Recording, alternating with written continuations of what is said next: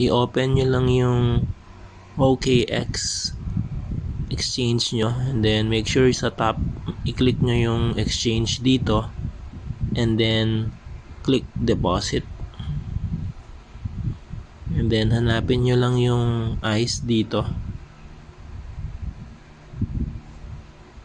ito, and then i-click nyo lang yung nasa baba, ICE or ICE BSC deposit network, and then ito yung i-copy nyo,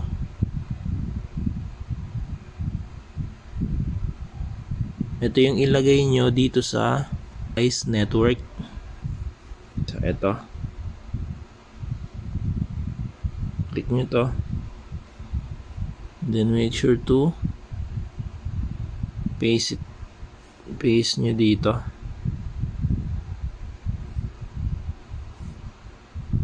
ayan.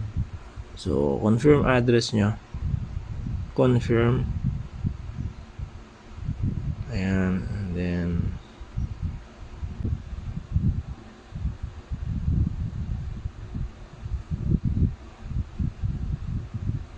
that's all for this video. Thanks and have a good one.